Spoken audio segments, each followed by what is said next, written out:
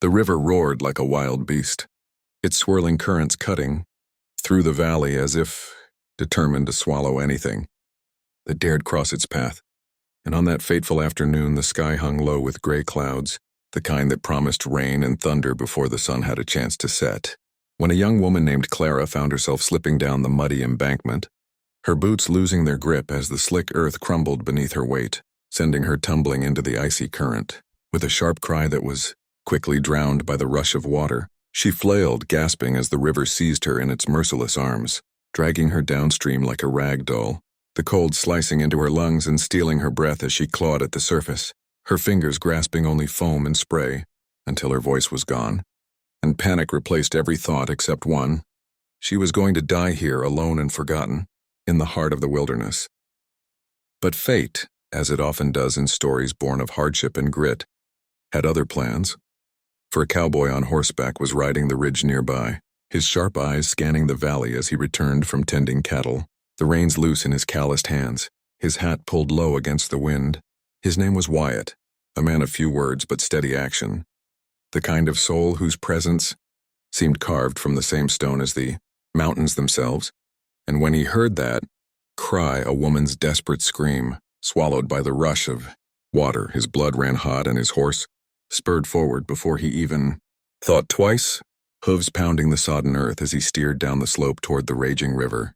His heart slammed in his chest as he spotted her, a dark figure tossed between waves, arms thrashing, head bobbing under then gasping up again, and without hesitation he swung from the saddle, tied his horse to a broken tree trunk, and charged into the current, boots and spurs sinking into the sucking mud before he dove headlong into the freezing water. The river fought him, crashing against his broad shoulders, but he set his jaw and kicked hard, pushing through the weight of the current until he reached her, one arm sweeping around her trembling waist just as she went under again, pulling her to his chest with a grip that would not yield.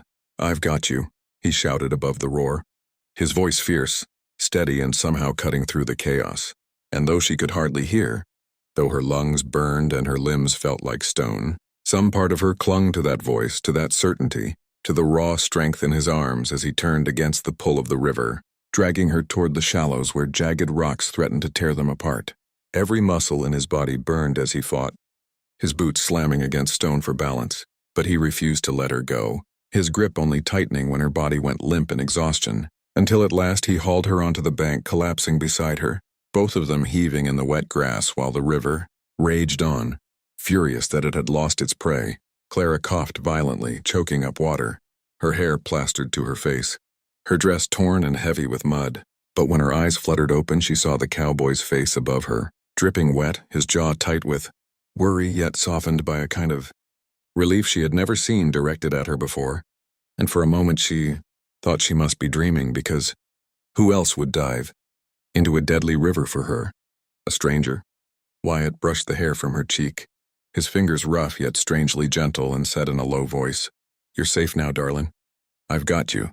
Those words, simple as they were, wrapped around her like the warmest blanket, and when her body began to shake uncontrollably from the cold, he pulled her against him, wrapping his coat around her shoulders even though he was soaked through himself, holding her tight as if his arms alone could banish the tremors rattling her bones. She pressed against him, too weak to protest, too stunned to speak, and in the rhythm of his heartbeat, steady and unyielding beneath his drenched shirt, she felt the first flicker of calm begin to push away the terror that had consumed her. The world around them faded, the roar of the river, the growl of thunder, the distant whinny of his horse, and in that moment there was only the warmth of his body shielding hers, the certainty in his grip that she was not alone, and the quiet strength in his presence that told her she was worth saving. Time seemed to stretch, and as the trembling in her limbs slowly eased, she realized tears were sliding down her cheeks, though she hadn't meant to cry. Wyatt noticed, of course, but he said nothing, only tipped his hat back and looked into her eyes with the kind of patience that expected nothing in return, a silent promise that she owed him nothing except the knowledge that she had survived. "Why?" she whispered at last, her voice thin as reeds, and he gave her a small half-tilted smile, the kind that carried both weariness and kindness, and answered simply, "Because no one deserves to be lost to a river's hunger. Not while I'm breathing." The words struck her heart like an arrow, not from pain, but from the raw truth of them, and she knew she would never forget that moment. Never forget the stranger who had risked his life to pull her from the current, and held her until she shook less, until the terror drained from her bones and left only the fragile seed of hope. He helped her to her feet when she was ready, steadying her with an arm around her waist as she leaned against him. And though the storm began to break above them, though the rain fell harder and the wind whipped through the valley, she felt safer in that storm than she ever had beneath a calm sky. And as they walked toward his horse, as she clung to him with each unsteady step, Clara knew her life had been changed forever. Not just by the river that had tried to take her, but by the cowboy who refused to let it succeed, a man whose courage and compassion left a mark deeper than any scar. My friend, if this story touched your heart, if you felt the strength of hope in the arms of a cowboy who would not let go, then don't let this be the last time you join us here. Make sure to subscribe to the channel, because more stories of grit, courage, and love are waiting for you. Stories that will remind you that even in the darkest storms, there is always someone ready to hold you. Until you shake less. The storm had passed by the time Wyatt guided his horse back to his ranch. The sky stretched wide with the bruised colors of dusk, streaks of purple and gold fading into the horizon, and Clara, still trembling but steadier now, leaned against his chest as the horse's gait rocked, her in a rhythm that felt safer than any she had ever known. The river's roar was behind them, but its echo clung to her thoughts like a shadow she couldn't yet escape, and every time she closed her eyes, she saw again the foaming water swallowing her whole, dragging her into darkness, until Wyatt's voice cut through the memory, low and firm, reminding her that she wasn't in that current anymore. She was here, held against the steady rise and fall of his breath, alive. When they reached the ranch, the lantern lights flickered warm against the rough-hewn boards of the barn, and the scent of fresh hay and leather welcomed them like an old friend. Wyatt swung down from the saddle in one smooth motion, his muscles aching from the fight with the river, yet his hands steady as he lifted Clara down, his coat still wrapped tight around her small frame. She tried to stand on her own, pride flickering in her eyes, but her legs wavered, and before she could fall, he scooped her into his arms, carrying her toward the cabin like she weighed nothing, his boots thudding against the wooden porch before he pushed the door open with his shoulder. Inside, the fire in the stone hearth was nothing but dying embers, but Wyatt moved quickly, setting her gently into a chair near the hearth before tossing kindling and logs into the pit, coaxing the flames back to life with practiced hands until warmth spilled into the room.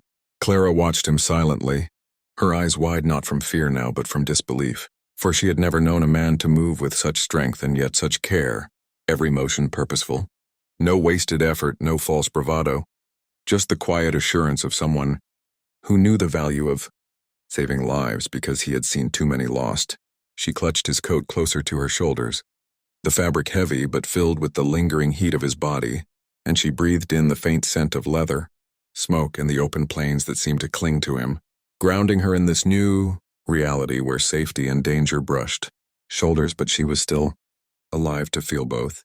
Wyatt crouched before her, his dark eyes studying her face with a gentleness that startled her, and though she wanted to speak, to thank him, her voice caught in her throat, tangled with the weight of everything she had just endured. He seemed to understand because instead of demanding words, he nodded once and said softly, "You're gonna be all right, Clara, but you'll shake for a while, ain't no shame in that. It means you're still here." She blinked at him, surprised that he had used her name, and he offered a small smile as if reading her thoughts. "You cried it out in the river when I had you. I don't forget names easy, especially not when a life hangs on them." She flushed, both embarrassed and oddly grateful, and before she could stop herself, a small laugh escaped her lips, fragile but real, and the sound seemed to lift something heavy from her chest.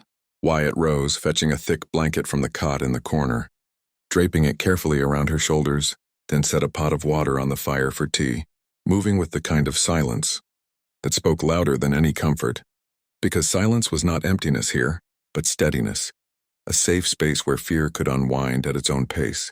As the minutes stretched, Clara found her breathing slowing, her hands no longer shaking so violently, and though the memory of the river still haunted her, it felt dimmer in the glow of the firelight, dulled by the strength of the man who had refused to let her go. After a while, curiosity sparked through her exhaustion, and she asked in a faint voice, "Why did you live out here all alone? A man like you could be anywhere." Wyatt looked up from where he was pouring the hot water into tin cups, his expression shadowed but not unfriendly. "A man like me doesn't belong in many places," he said at last, his voice quiet but edged with truth. "The land doesn't ask questions. It just lets me work, lets me breathe. Out here, what you give is what you get. No lies, no masks." She considered that, sipping the hot tea he handed her, the warmth seeping into her hands and belly, and she wondered what kind of past had carved that look into his eyes, the kind that carried both storms and sunrises, the weight of someone who had seen too much and yet still chose to protect rather than turn away. For the first time since the river had tried to claim her, Clara let her shoulders ease against the chair, her eyes fluttering closed as sleep tugged at her.